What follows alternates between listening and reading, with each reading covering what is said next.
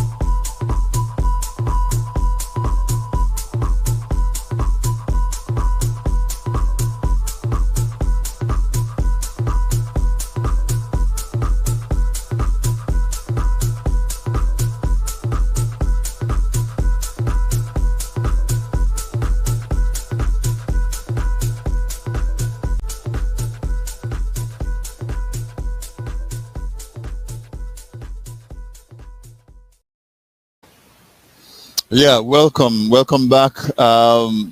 That video, I feel like after we watch that video, we could just all stand up, pack up, and go home.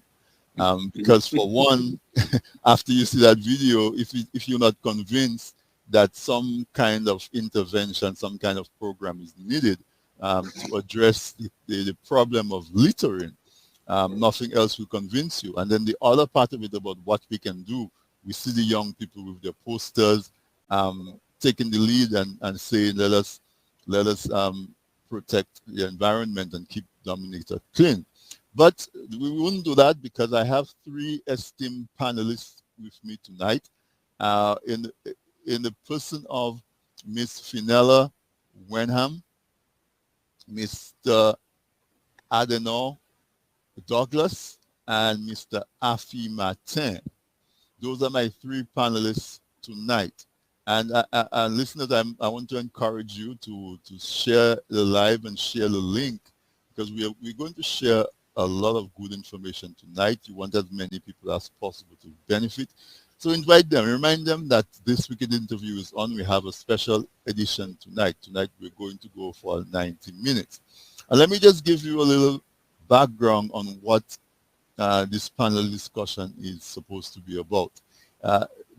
There's a campaign in Dominica called the Bean It campaign. It is an anti-litter and environmental protection campaign. The campaign organizers are RBD Limited, Nature Blends, and Wave. If you are a listener to this weekend interview, you are familiar with Wave. So they started on the 3rd of April. They had a luncheon in Benz. On the 5th, they had a panel discussion. So this is the third of 3 panel discussions that forms part of this campaign. The first campaign was on the 5th of April on Kyrie FM. The topic was the scope of the litter problem in Dominica and how it affects lives and livelihoods. On the 7th, there was a discussion on DBS Radio Talking Point. The roles of DSWMC, I guess is Waste Management Corporation of Dominica, is solid waste management corporation, and the division of forestry play in environmental protection. And this week, of course, we have the third panel discussion, which is hosted on TDN Media, on TDN Radio and TDN TV and our various social media outlets. And the topic tonight is the effects of littering on climate change and what we can do about it. There was also one on the 12th, just last night, I guess, the role on Kyrie FM, the role of environmental health in promoting and maintaining a clean environment in Dominica, and how this intersects with our community tourism development goals, as well as Dominica's claim as the nature island of the Caribbean. And they had various activities that run throughout the period on which the program was running. So we have 3 guests, as I told you. What you as a listener, you as a Dominican, what is your opinion about littering? How do you see it in your everyday life? Do you associate somebody who changes their oil on their car and pours it on the side of the road in the grass as littering? Are you comfortable like just dumping stuff in a falaise over the edge where it's out of sight, out of mind? Are you comfortable with that? Or are we at the point where we understand that that is not good environmental behavior? We're exploring that. And of course, we Dominicans, whether we were at home or abroad, who have experienced the recent severe storms. We heard the head of the government go to the UN and blame it on climate change and say that we are in the crosshairs of climate change and in the adverse effects of climate change. But are we part of the cause? And is our littering habits part of that cause? So in a sense, when we are both in the crosshairs as well as we have our finger on the trigger. And then more importantly, if that is the case, what can we do about removing our hands on the trigger? And one aspect of it is environmental protection, and a big part of it is littering. So what I'm going to do to start off, I'm going to go to each one of the panelists, and I'm just going to have them make opening remarks about the topic. The topic is littering and its effects on climate change and what we can do about it. Just some opening remarks. We have an hour and a half, so hopefully we have time to dive deep into one or two of the areas and really explore it. But let's hear the opening remarks from our panelists. And we always say ladies first. And so I want to introduce you to Miss Finella Wenham. She is a geography teacher. I'm not sure what school, but I have a feeling it's at Portsmouth. And she's also a member of the Glanvilla Community Development Committee. And so she is here to talk to us, representing a young person as well as a person who has interaction with young people. And so welcome to this week in interview. Welcome to the panel. Ms. Wenham, I am going to invite you now to make your opening remarks. Hi, good evening, Mr. Drago, and to the other panelists, and of course to our viewers. As you said, I am Finella Wenham, and yes, I am a teacher, and a teacher at the Portsmouth Secondary School, teaching geography, visual performing arts, and I'm an active member of the Glanvilla Development Committee. So I am not conducting this so much as an interview. So I want you to make your opening remarks. It's a panel discussion, so I will interact and maybe ask some questions as we go along. But I'm going, as a panelist, I'm going to give you an opportunity, 5 minutes, whatever time you need to do some opening remarks about the whole question of littering and so on. Okay. In reference to that, what I would like to say is that all of us at some point in time would be a perpetrator of the crime of littering, if we're to say that littering is a crime. And probably when we deliberate a little more, we will better understand that particular statement.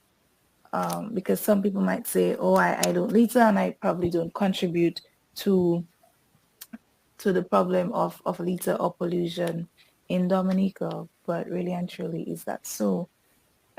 Littering is part of our everyday life. And that is something that we do not necessarily would want to associate with, but it is real and it happens. But there is still a lot that we can do to reverse the effects. Some people see it as a lost cause. I don't. I practice, how would I say it? I'm one of those who practice not littering, being tidy, picking up after myself and even after others as well. And again, because we're the nature isle, and not just because we're the nature isle, but it is something I believe that is embedded in a human being, that if you protect your environment, then you protect yourself. And I believe that I'm a person who heavily speaks towards love. If you love yourself, then it will resonate wherever you go, wherever you are. And so probably that would be some of the things, just to trigger our minds a bit as we begin to discuss, because believe it or not, and I'm sure a lot of us, we are aware, but we don't take the time off to analyze and to really go into deep thought about how is it that we contribute to the problem of litter. And one of the greatest pollutants is plastic, right? Plastic is one of the greatest pollutants. And those pollutants, what they do is that they contribute, based on scientific study, quite a large amount of the greenhouse gases in our atmosphere. And that is what we do not want. That is what will cause all of the global warming. That is what will cause us to be probably in a state that we wouldn't want to. I remember just while we were preparing to come on, some of the earlier conversation that I happened to hear was, along those lines. I think Mr. Mate at some point had mentioned that he didn't think that he would live as long to see whatever it is that he's seeing now. I'm sure we'll get to hear some of that as we go on with the discussion tonight.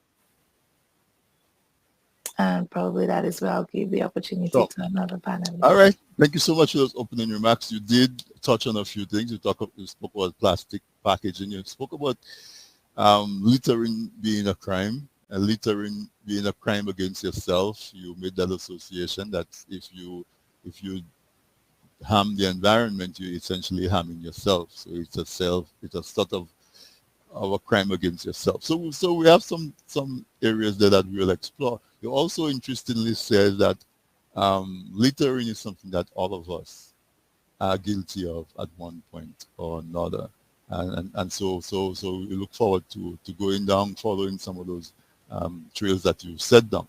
I'm going to go second to Mr. Douglas, Adenauer Douglas. So welcome to this week in interview. It's a pleasure to have you. Welcome to the panel. I'm also just going to let you make some opening remarks to give us a sense of your approach to the question. I don't know if your camera is positioned strategically or if you want to move it. It's up to you. But probably the audience might be happy to see your face. Yeah. Okay. Welcome. Your mic is muted because we're not hearing you. Are you hearing me? Right now, I'm hearing you. Okay, sorry about that. That's louder. Yeah, good night, everybody. Washford Douglas. Good night, sir. And for me, I live in the nature island, and to me, Dominica should really be the shining light in the world on the environment, whether it's on climate change, whether it's on biodiversity, whatever part of the environment we talk about, Dominica should be the shining light, because we talk about the nature island. And yes, we have nature because we have nice green mountains and green hills and all that, but we ourselves must start taking care of the environment. As far as climate change is concerned, climate change is maybe the biggest issue facing mankind right now. If we do not deal with climate change in a serious manner, we will not be able to live on this planet. We're talking about reducing the amount of greenhouse gases that we emit into the atmosphere. And right now we're just emitting too much, because if we keep on doing that, what we're going to have happening is the earth will keep warming. You'll have more serious hurricanes. The sea level will rise because you are melting the ice cap and the permafrost, and you might even change the jet stream from, so there are a number of issues that we might face if we continue going with climate change. Now, litter and climate change are not really related to any big extent, as far as I know. There are issues with litter and there are issues with climate change, but they are not really too related. But they are all part of the environment, because if you damage one part of the environment, you're damaging the other side. As far as litter is concerned, way back in 2010, 2011, 2012, our group in Portsmouth, the Portsmouth Community Watt Foundation, did a program with small grants on trying to sensitize people on the reduction in plastic, styrofoam, and PVC. We find that there was too much plastic being used. In fact, when I was in the council, Portsmouth Council, we actually put a strainer in one of the drains going down to the Indian River, because a lot of the plastic was being thrown in the drains around Portsmouth, and they were ending up in the Indian River. And then when the tour guys go up the Indian River, the plastic would pass floating past them. We actually put a strainer in there. But that is not really the answer. The answer is actually reducing, actually not even be reducing, you should reject plastic first of all. And having reject as much as you can, you then start to reduce. And when eventually you use it, you then dispose of it properly. And that hasn't been done in Dominica. And I think it's time that we take a serious approach to the question of littering and the question of plastics, because what you find in plastics is that the plastics end up in the sea. They eventually break down into micro and nanoplastics. The fish end up eating the plastic. Some of them die. Those that don't die end up in their body, and then we pass around and eat the fish, and then we wonder why there's such a high level of cancer. And all those things come from our own misbehavior, throwing plastics up and down. And some of those plastics get so small into nanoplastics that you cannot even string them out and get them out of the sea. So that is a very major thing. But on the Dominica side, though, we tend to burn plastics. I see a number of people, when they have the plastic, they turn it and they burn it, make a big book and burn it. And they do that in trees too. When you burn plastic, what you are doing, you are burning, because plastic is made out of carbon, hydrocarbon, not hydrocarbon, but petrocarbon, petrochemicals.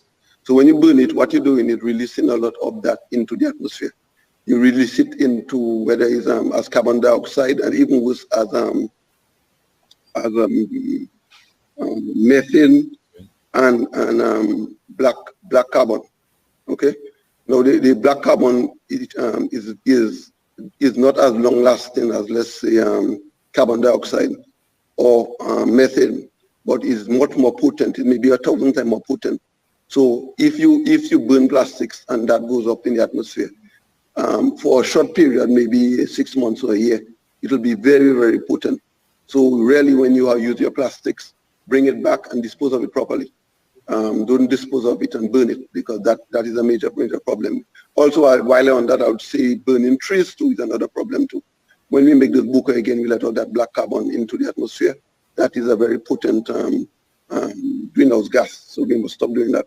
Now, for the plastics that you end up sending to the landfill, let's say you send plastic from the landfill from Portsmouth, you're talking about hauling plastics 40 miles, 45 miles, 50 miles.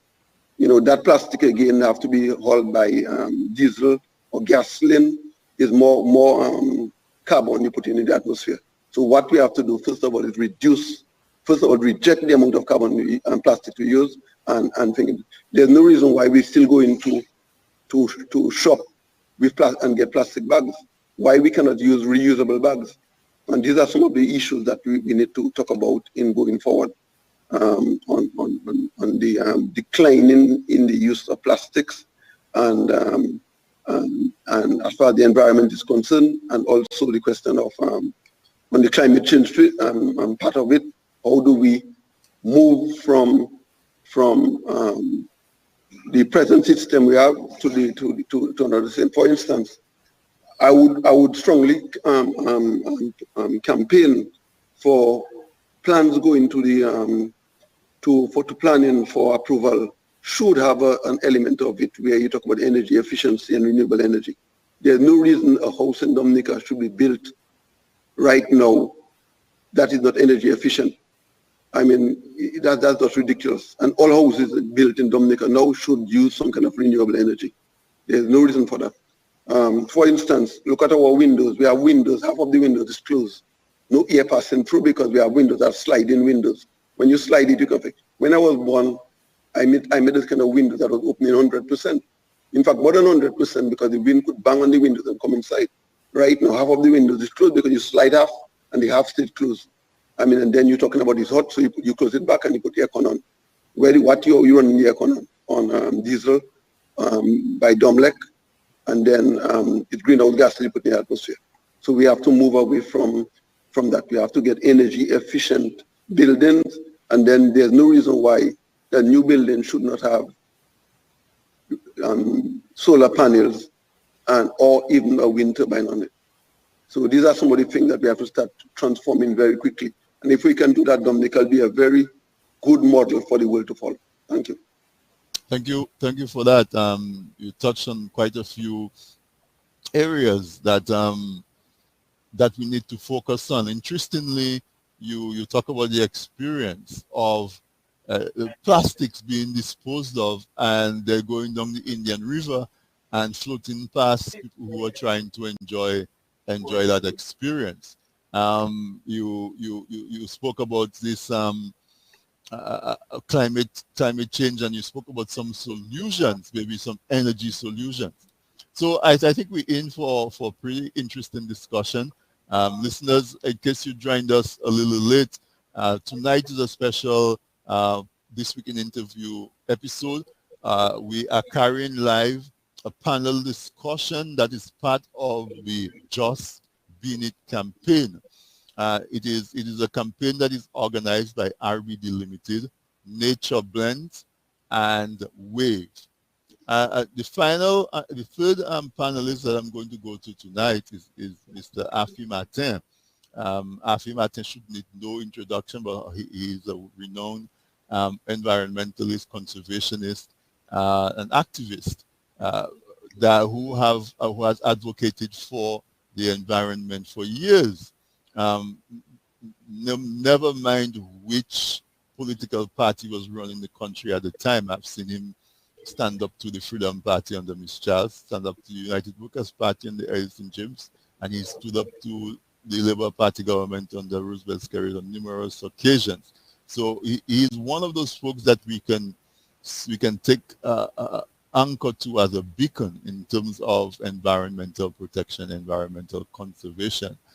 So Afi, I want to welcome you back on TDN, back on This Week in Interview. And I'm going to give you an opportunity to make some opening remarks on our topic tonight of the effects of littering on climate change and what we can do about it. Welcome, Afi. Thank you so much, Anthony. Thank you so much. But I have to start with an apology because I am not going to be able to stay with you for the duration of the program. The reason being, I'm actually here at the Kempinski Hotel in Portsmouth to participate in a surprise birthday party for your colleague and mine, Mr. Neville Wade. And I'm here to play steel pan music for Mr. Wade. He loves steel pan music. Wow.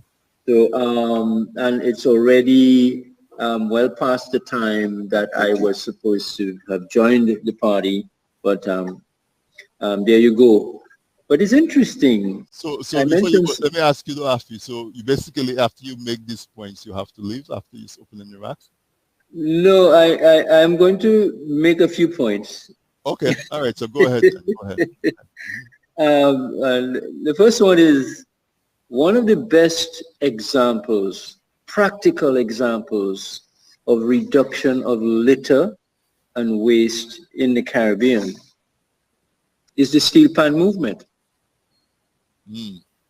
Steel bands and pan instruments are made from discarded 45-gallon, 55-gallon oil drums, which had become, in many of the islands, quite a contributor to the litter problem. And in a country like Trinidad, for example, where there are numerous steel bands and orchestras, hundreds of thousands of these have been completely recycled and are now being used as musical instruments. I think that is an extraordinary example of reduction of litter, but going the next several stages of converting what used to be garbage into something useful and something pleasant, a musical instrument. I start that because most people just look at a steel pan as a steel pan. You know, they don't quite understand that it, in a real sense, is a practical contributor to the reduction of litter wherever these instruments are made. That's one. The second thing is, just before coming here this evening, my wife shared with me the electricity bill for last month. And the electricity bill for last month, the fuel surcharge is just about equivalent to the consumption charge. Wow. The and people are going to be discovering that when they read their bills. The question is, are we reading those bills, interpreting the data, and beginning to realize that in fact, dependence on, as Washwe was saying, dependence on fossil fuel as your primary source of power generation comes at a really high and hard price. And so electricity bills have gone up significantly, not because we're using more power, but because we're simply paying more for the cost of the item that is contributing to the generation of power. If anything, this should provide an impetus, a platform for doing some of the things that Washwe has suggested in terms of, reducing the litter and recycling and so on. But that can only happen if there are campaigns like this, not just occasionally, but these campaigns should be part of the primary school curriculum, so that children at that impressionable age can be helped to understand where litter comes from, where garbage comes from, and what can be done about it. Recycling programs at primary schools are well known to turn children into environmentally sensitive adults. The separation of waste, separation of paper from plastics, plastics from glass, and so forth, so that they begin to understand that litter doesn't drop from the sky. Litter is created by human beings because we like to throw things away. We like to discard things. We want to maybe keep up with the Joneses, so we buy a new phone, even if our old phone is working quite well, and so on. So that the attitude, the mentality, the mindset shift that is required to get a permanent solution to the problem of litter, I think would begin and be strengthened if it were introduced, even as a full subject in the primary and of course secondary schools and beyond. That's another thing. And then there is the question of,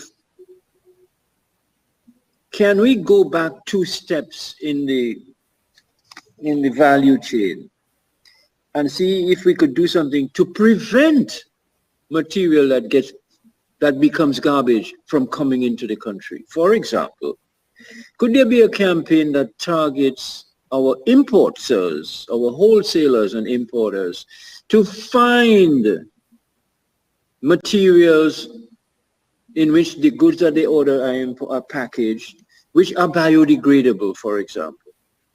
And instead of just accepting whatever, all the plastic wrap and all that kind of thing, is there the possibility of a drive to discover this, the source materials that will come to us in packaging material that can biodegrade and hence maybe be used and contribute to the composting sector and so forth, but certainly reduce on the litter that's going into the natural environment? Could there be an incentive in terms of taxes, in terms of other kinds of fiscal incentives offered by the country to private people who actually do that? So there's a reward to a private company to take the time to source their materials that will reduce ultimately the litter and garbage problem. And finally, for me, the focus on litter and climate change suggests the creation of new industries. Industries, as Washwe again was suggesting, that are bio-friendly, that are climate-friendly, that don't have these heavy emissions, either of, carbon emissions or other kinds of even more toxic emissions. And while at the same time, for instance, taking some of the really toxic elements of our waste stream, take used motor car tires, used vehicle tires.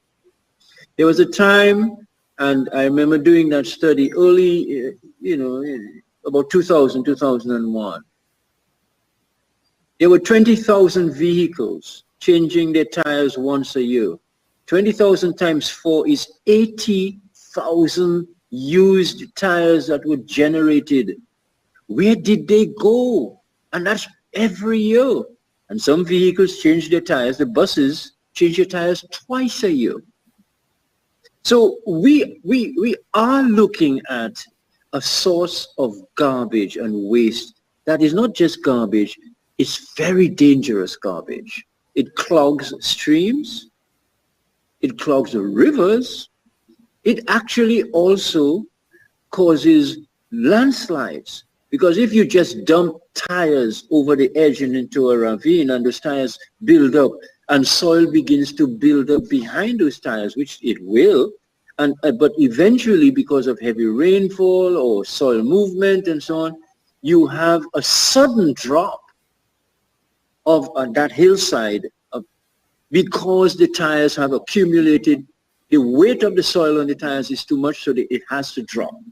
I've seen that happen many, many, many times in the area of the island, parts of the island that I live in, because people dump garbage over the ravine, and ultimately the people who live downstream of that ravine pay the price.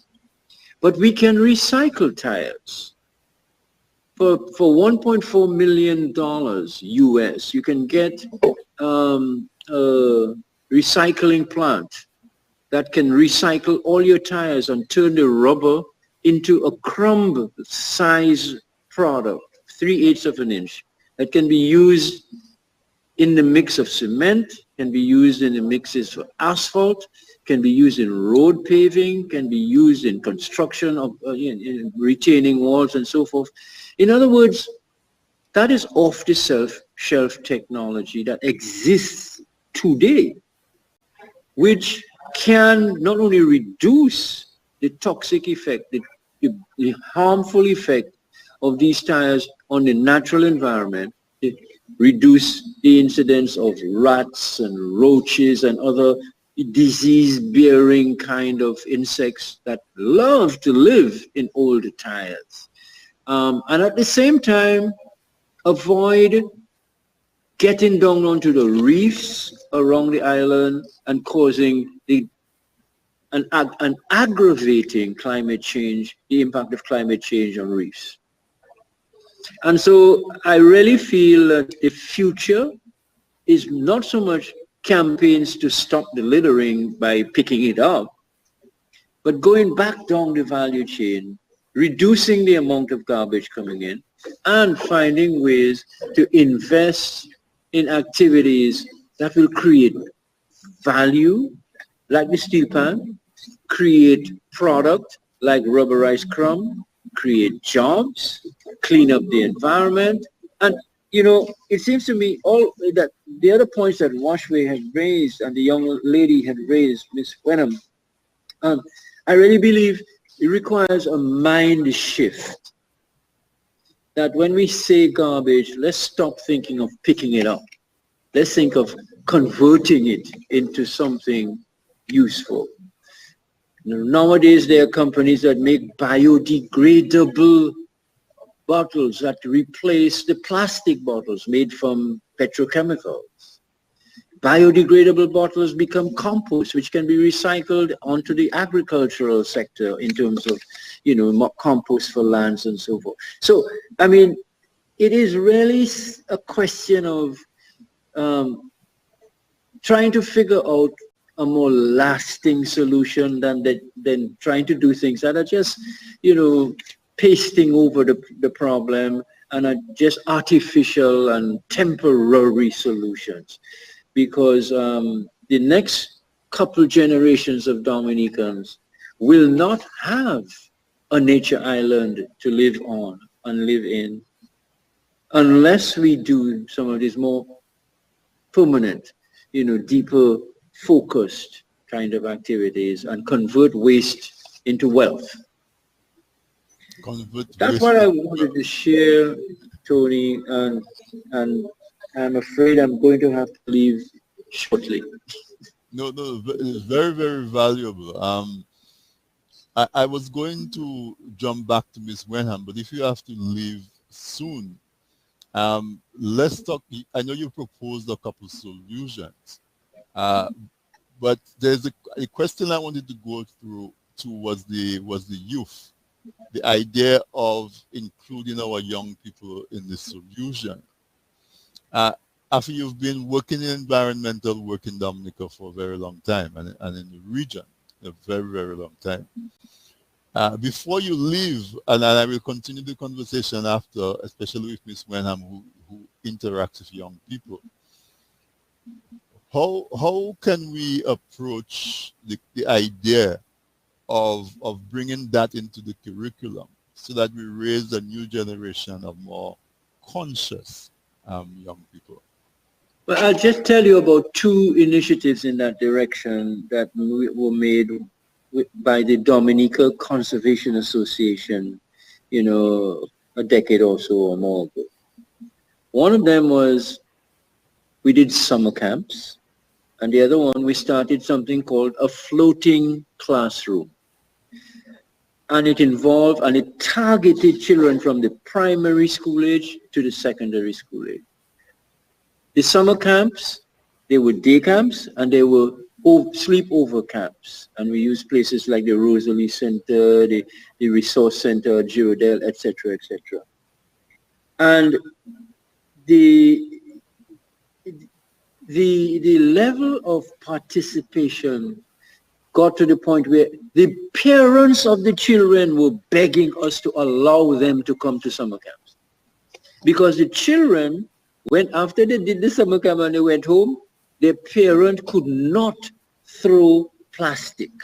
Their parent could not put all the garbage, the biodegradable with the plastic and the glass and everything in the same container. They were harassed out of their life by the children who wouldn't allow them to be environmentally insensitive. So it works. That level of exposure and immersion of young people in camps that are dedicated to sensitizing them to the environment, it works. The floating classroom, we started that as part of the Conservation Association whaling campaign because we live on an island. But I dare tell you that even in a place like Portsmouth, there are very few people who go sea bathing nowadays compared to 15 years ago, 20 years ago, 30 years ago. There are very few people who go out on boats. And there's a lot of people who cannot swim. You live on an island surrounded by water and with rivers, and you cannot swim. But that is the reality. So people are not sensitive to or aware of the marine environment.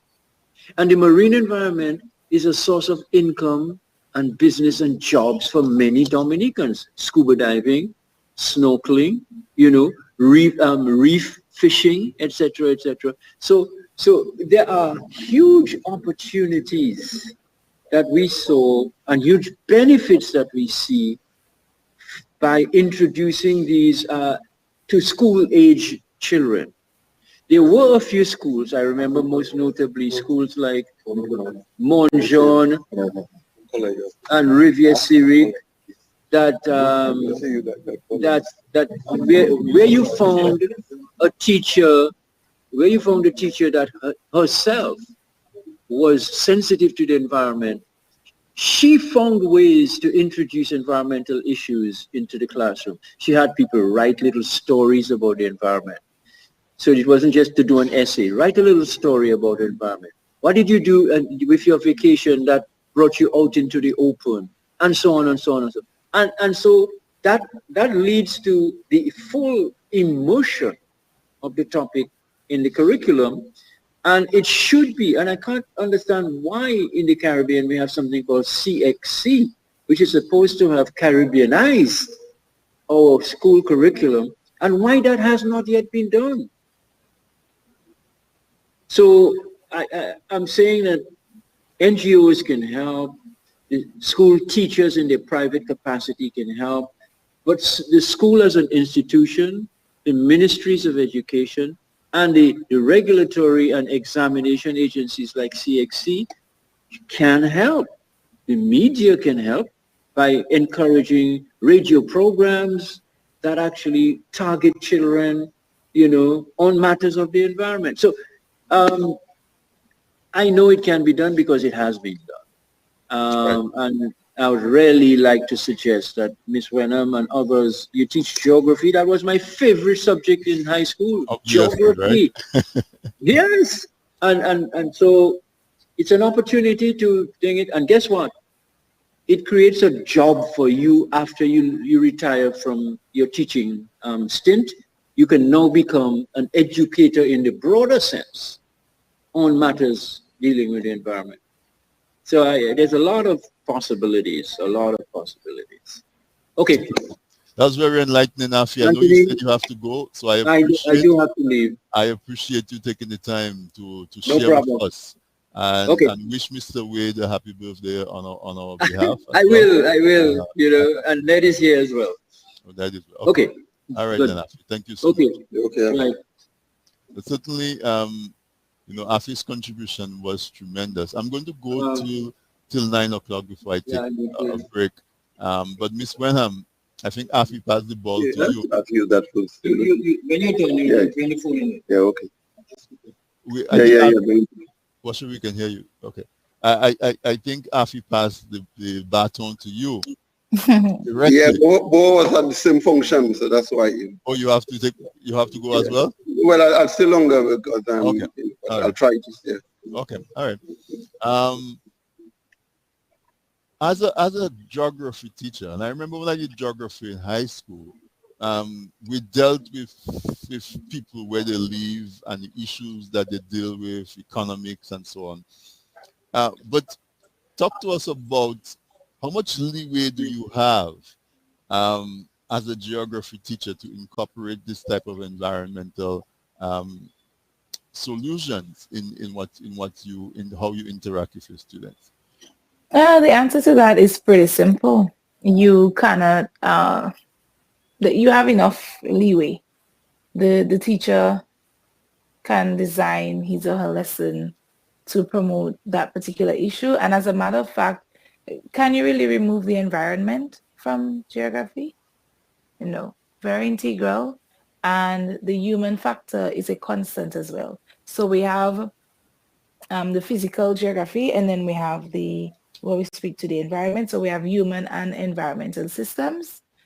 If I have the particular area correct. So when Afi mentioned it, I was a little bit more alert in what he was saying. So as a geography teacher, you do have that leeway to discuss the area or those kinds of subjects with your students.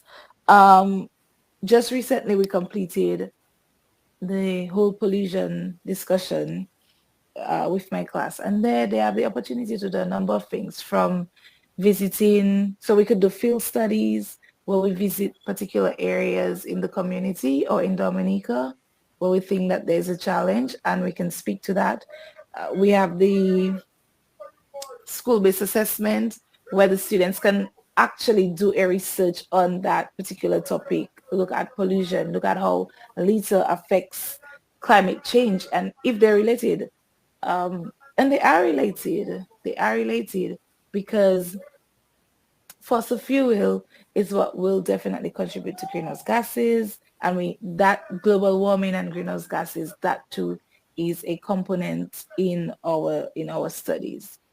So I believe that the school system is doing quite a bit in reference to educating the young people from as early as preschool. You taught those simple things. I was just wondering though, would it be fair to I probably burden a young person, because that young person becomes an adult. So what happens between preschool, primary school, secondary school? What happens from that stage to being an adult? So why is it that I do not litter at my age? Litter in the sense that I would finish using a product or whatever and dispose of it, just randomly. So just toss out something on the street. Why don't I do that as an adult? It was taught to me from preschool. And that's why I started my contribution with the individual, okay? With the individual. And a lot of times we like to pass the buck, or we like to pass blame onto the younger generation. I'm basically in the middle of it, right? And I interact with the young people every day. And I say, but at what point? It is a personal choice. It's a personal decision to decide if you want to be part of the problem or if you want to be part of the solution. It's as simple as that, really and truly. All right. So not to say that, and I really don't think I can allow the the education sector to, be to have a bus driven over us, because I think we make our contribution. And also to, as a teacher, or just as a human being, we're passionate about different things. So you would find that if the teacher is passionate about the environment, then obviously he or she is going to craft the lesson in such a manner that that part would be probably more highlighted than other aspects. Not to say that they won't teach the general content, but as a teacher, I can tell you that, for one, I don't begin my class unless it is free of litter. So if there are pieces of paper, wrappings, whatever it is that they use, sometimes after snack, usually after snack, you have more litter. Um, if the classroom is not clean, we don't begin our lesson. And the students know that. So generally when I come to class, we hardly have to clean up because it would be done prior. And, you let them see how those things practically, and you have to let them see how it affects you in the now, versus at talk about children and the future and that sort of thing. We have to stop speaking like that and let them see how it affects you now and how we can make the change now versus talking about it later. All right. Okay. So yeah. Washwe, are you with us? You Washwe, are you there? What? Mr. Douglas? If you speak and your mic is muted. No, okay. So I guess so I'm going to stay with you because Finella, when you say you raised an issue, what are you with us? Are you back with us, what way? Yeah, he's not hearing me. He's not hearing me. Okay, so Finella, when you say that you were exposed to environmental responsibility, I'm paraphrasing, from the time you were in preschool, and you grew up to be someone who doesn't litter, and somebody else that went through the same system like you doesn't feel the same compunction to walk with your trash until you find a proper way to dispose of it. If you were to look back, what are you able to identify maybe certain aspects of your education, of your life? My phone, I cannot hear you all now, so my phone is giving me a great problem. I'm trying to fix it up. Okay, but we can hear you. So as soon as you can hear us, can you look back and point to experiences or activities or whatever it is that turns you, let's call it environmentalist for sake of ease of use of words, that turned you into an environmentalist and somebody else into a little bug? I love nature, But what triggered that? period. Um, I'm surrounded by nature. I But live everybody, very close to the I'm saying ocean. everybody else in that area is. What triggers one person and not another? Can you, like, okay, so what I'm asking, I guess, for example, in my case, Hmm. in primary school, I was a member of the 4-H club, Hmm. and we used to do gardening and clean up campaigns and those kind of things. Right. Um, in high school, I was in the Duke of Edinburgh Award scheme, Hmm. and we used to do similar types of projects. And as an adult, I was in Dominica JCs, and we would organize different programs, beach cleanup. We built picnic shelters on the beach. So I strongly associate my affinity to environmental protection to those Hmm. activities. Oh, that's what I'm asking, though. In a sense, I'm Okay. asking: do you see? Is that a similar experience you have Go. that No, no, that no, but I results know in? you're in them. For me, it would stem from, I would say, my mom. Mm, She she is a conservationist, whether she likes it or not. My mom says that you have to protect nature. So I believe from preschool, if that she would have been my first teacher. So mm, even before preschool, right? So littering is a no-no in my family space. That's a no-no. So it would have stemmed from that. And then uh, preschool, when you have the little campaigns and you begin to better understand and better appreciate to what mommy said at home. And then in primary school, the St. John's Primary, we were heavy. We used to have a lot of anti-litter campaigns. We'd go around Portsmouth with our placards. And it was a pleasure for me to create my poster because I'm quite artistic as well. So I would always be part of that. I'd help others to make their posters to promote proper disposal of garbage and those sorts of things. And like you, I've been part of a number of community groups and school groups too that would speak to those kinds of things. Let's see. I spoke to primary school, so we had those things. Secondary school, again, always part of some kind of campaign to promote. And I used to also be one of the tutors for summer day camp with the youth division, and the environment was one of the major focus aspect of it. Right. areas. So Right. I want to jump in there a little bit. So Mhm. um, that is what I'm trying to get at. Is it just okay? So it is a difference if we just include it in the curriculum and we go and as kids we sing clean up, everybody do your share, Mhm. bits of paper, all of those kind of things.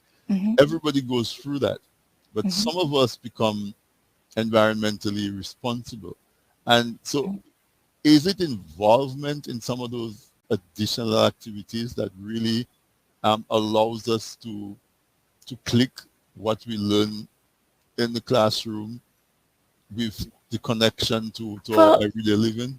Yeah, for some of us, it would have to be that because I like to say, you remember I told you that we need to let them see how it affects them now, Right. right? Mhm. So you need to be able to make the connection with the theory and the practical.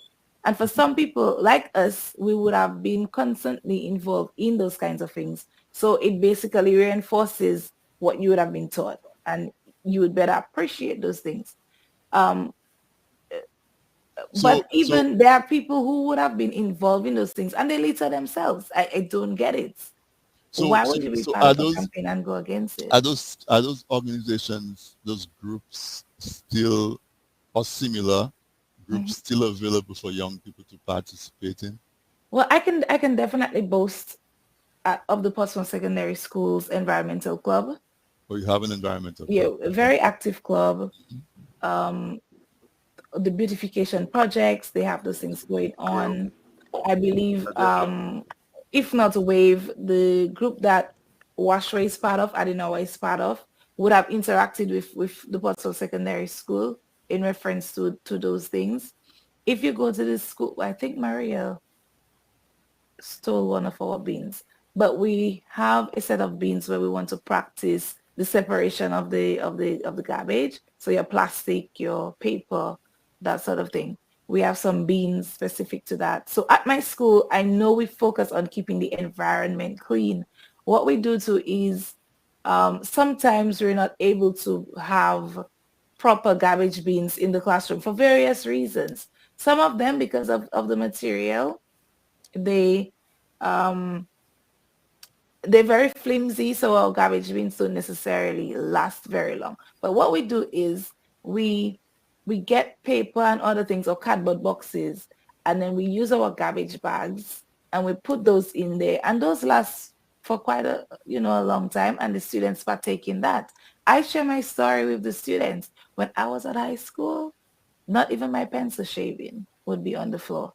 I used to always have a plastic bag in my school bag, and its sole purpose was for my garbage of the day, right?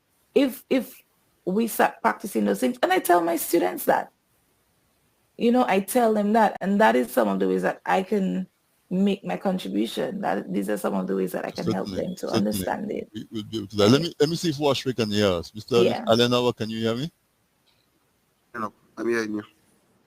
You hear me now? Okay. So Yes. so I'm going to jump to you, and there's a question on the screen. I see if you can see it. Do Where you somebody think says, "Do you I can think help? we can help the situation by reducing imports of certain products like water?" Hmm. And so what I'm going to ask you, Mr. Douglas, is to expand that question a little bit and to go to the policy level. Um, what role can government play in terms of ultimately reducing the amount of litter that we see? I know maybe 2 or 3 years ago they passed the no plastic bag, and let's call it the ban on plastic bags. But but as an engineer, as a businessman who's been working in the community, do you see areas at a governmental level, at an institution level, where certain things can either be enforced or new policies can be enacted that would help contribute towards the reduction of litter? Well, two things. I'd like to deal with the water question, but I'll come back to it. What can government do? As I said, we ran a pretty extensive campaign in the Portsmouth area back in 2011, 2012. If you go by the Indian River now, we had pinned the bridge, Indian River Bridge, with reduced plastic. We had signs, big billboards in the Benjamin's Park area by the Indian River, Hampstead Bridge. A number of places we had signs to reduce plastics. And we had several meetings all over the place. Even I remember a group from some young women from America came in on a boat sailing around the world expedition. We had something in the market for them, beating drums and try to highlight that every Saturday we were in the market with a band talking about reducing plastic. I remember Lloyd Pascal coming to assist us in that discussion. So we have done, I think most people know that they need to reduce plastic. A few years ago, I think government came in on that and said that they're going to start banning plastics. So to me, the information is out there. What needs to happen now, there need to be a certain level of discouragement. I think the knowledge is there. I think most people understand that. For instance, our group is to go out there and clean the beach nearly every 6 months. Jennifer would say, let's go and clean the beach. But it's to go and clean the beach, and next thing people throw plastics in the drains, and it come back, go in the sea and come back on the beach. I mean, I said I'm not getting involved in that again.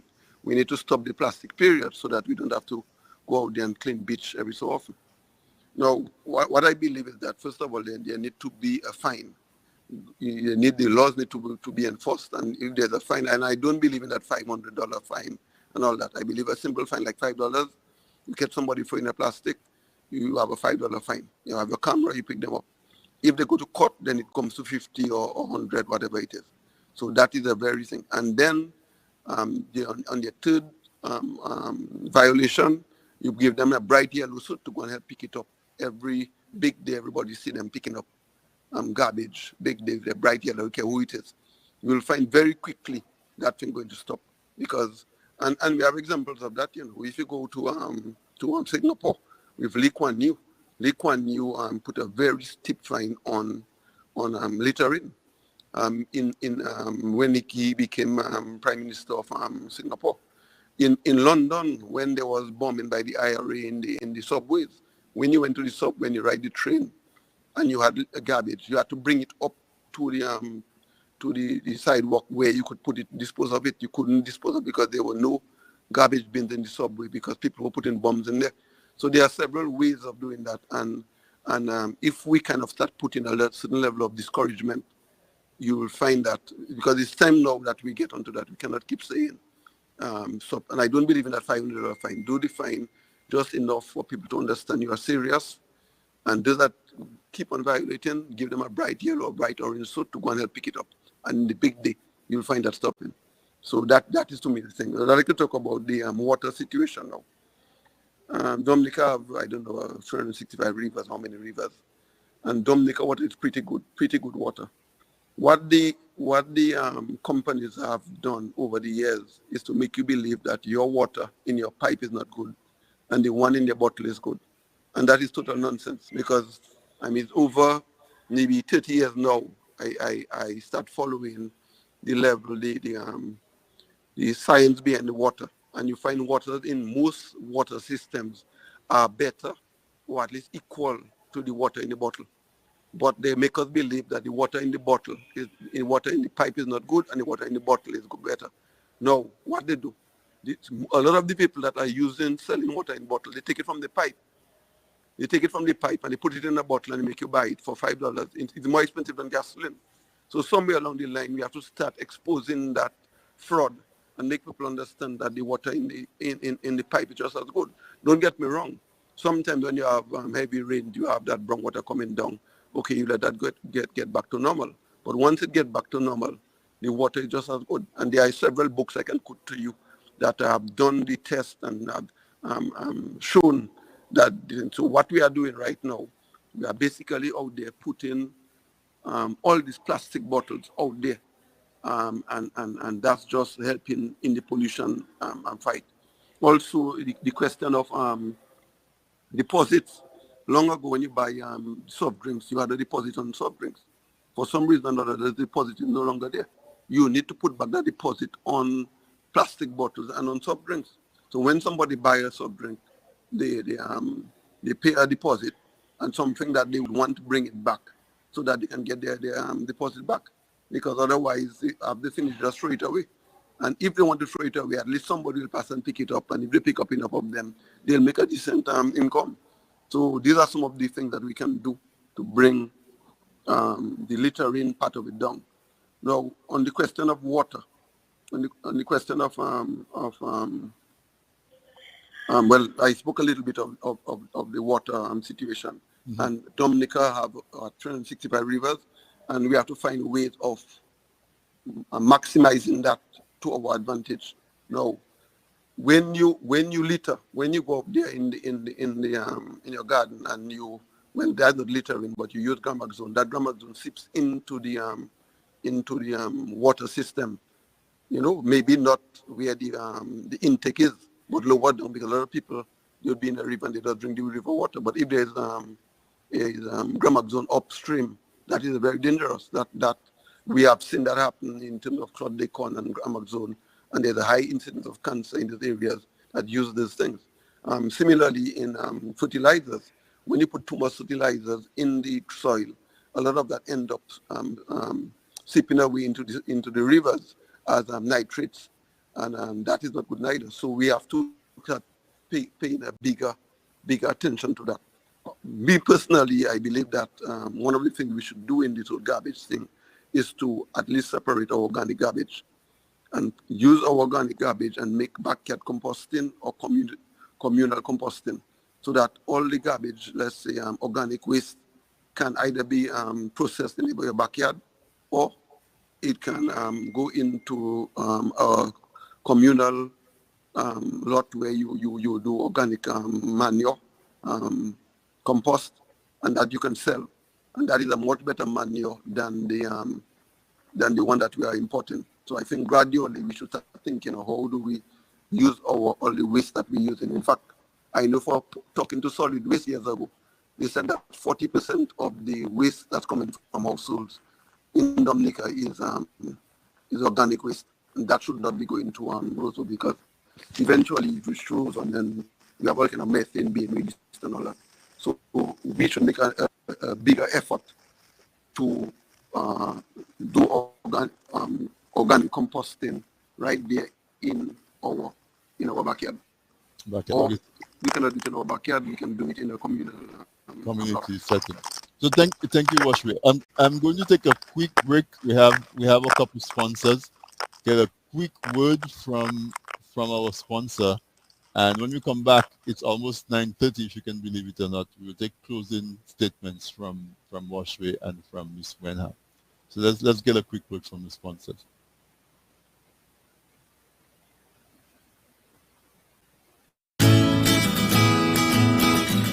If you live in Canada, the US, and the UK and are looking for Dominica products including cocoa sticks, bay rum, coffee, soaps, crafts, and other popular Dominica items, then look no further.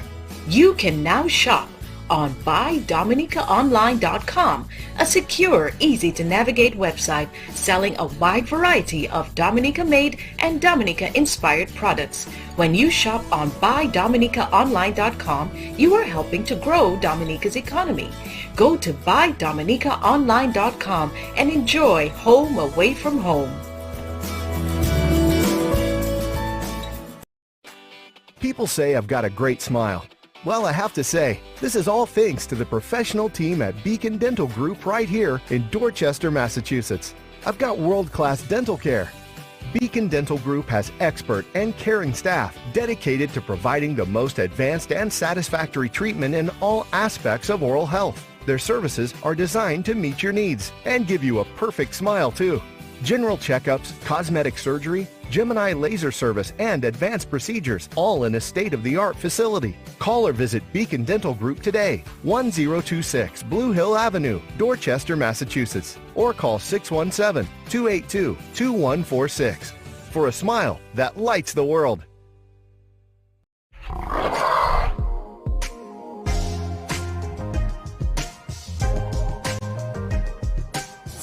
Hey yo, this is your boy Wetty Beats, and I'm telling you this 16th of April, Saturday, I will be on Dissect.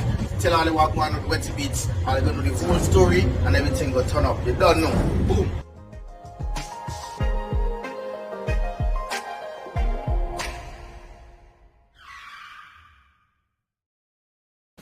All right, welcome back, listeners. Tonight we have an extended version of This Week in Interview. We're doing 90 minutes because we are hosting a panel discussion on littering in Dominica as part of the Just Bean It campaign, which is organized by RBD Limited, Nature Blends, and Wave.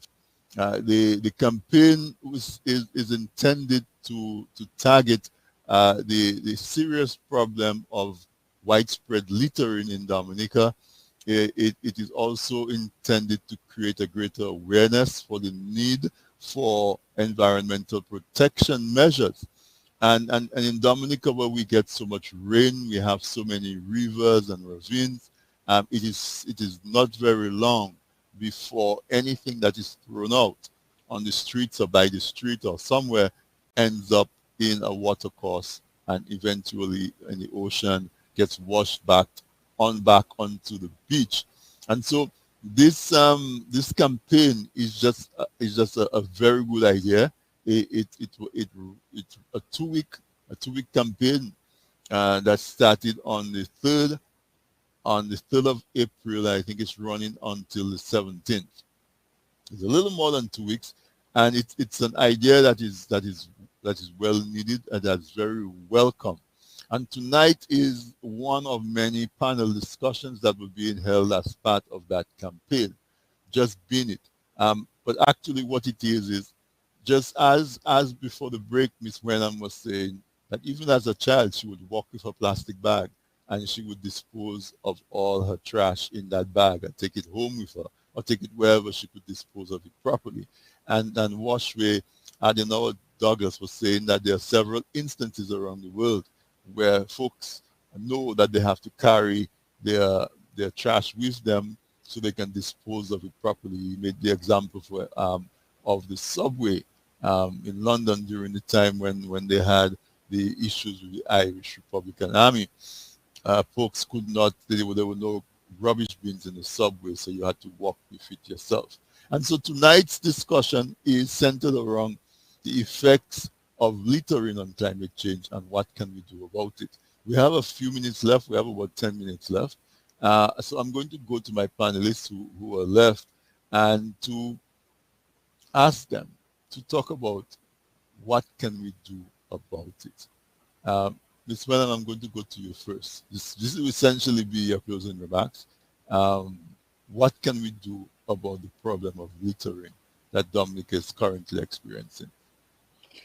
Okay, for what I believe, and I'll continue to say, is that as an individual, that decision is solely your own. You have to decide as a person that this is what I want to do for myself. And this, would I really want my environment, what would I really want my environment to be like a year from now, 5 years from now? We could even say tomorrow. Do you want your environment to be one that is filthy, one that you cannot breathe properly in? Things that you probably want to see, you cannot see them because you've created this monster. Essentially, the solution is with us. Human beings are the ones creating the problem. And we can control ourselves. We can decide whether we're going to be part of the solution or if we're going to continue being the problem. So that for me is the first solution, the human factor. We have to decide what it is that we want to do as individuals. Secondly, and a lot of people like to pass the blame on governments and policies. Governments, they do have policies in place. They have the Litter Act. They have laws and fines that, speak to if you're caught littering, that sort of thing. But in truth and in fact, we lack the human resource capacity to be able to support those policies. And probably that in itself is another area that we need to look at. How do we arm our policies? Right? Washre had mentioned a few, something like reducing the fine. Somebody saying reduce the fine. Yeah, reduce the fine. You'll be surprised to see how much more you can probably do even when you reduce the fine for something like, littering. And then I certainly think that we need to clean up. We clean up our homes, we clean up our yards, and by extension, we're going to clean up our communities and we'll clean up Dominica. So that is something that we need to do, clean up. I believe I don't remember how recent that was, but I believe Discover Dominica had started a campaign where we do not litter. That is one of the things that really pains me, that when I visit a site that we see so much garbage thrown across the place. No rapper came, for example, you walk the Boiling Lake Trail and you see the water bottles that people use. They didn't get there on their own. Somebody had to put them there. How is it that you walk into Boiling Lake and you see in litter, right? I went to it was the Spani Falls, and I couldn't believe it either. I was actually picking up stuff on the trail because I couldn't understand how people go into the trail and there's so much garbage there. And we're talking about, as we say, being a nature isle. And think about the tourists as well. I didn't want to be there as a local with all of the garbage. So what I could pick up, I did. And probably if all of us went there and we picked up at least one bag or one plastic bottle, then we can probably see some kind of change. It might probably change our mindset. So don't be afraid when you see the garbage to pick it up on the trails or to pick it up at the various sites. So we definitely need to clean up. And Another thing too, which I think we lack, is proper disposal bins or any kind of receptacle for the garbage. I look at Portsmouth and I cannot really tell you that I have seen a bin, you know, the Benjamin's Park. It's a white park, and I know of just one area with a garbage collection area, just one area of the park for a park that is so wide. And there are several of our parks in Dominica where we have absolutely no kind of disposal bins. None. They're not marked. If they're there, they're unmarked. And if they're there, it might just be one.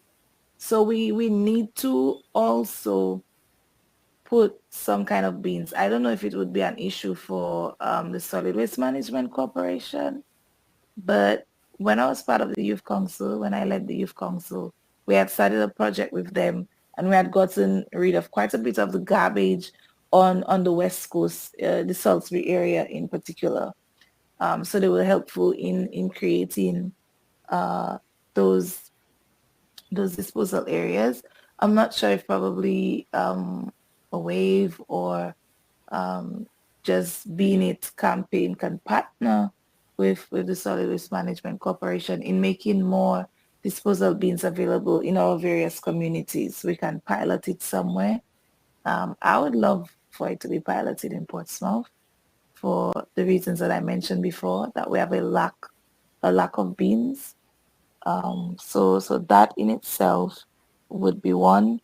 And I think Washa would have mentioned some of the laws and regulations. I had also noted that as part of the solution, but it would be to have the environmental wardens. I'm not sure.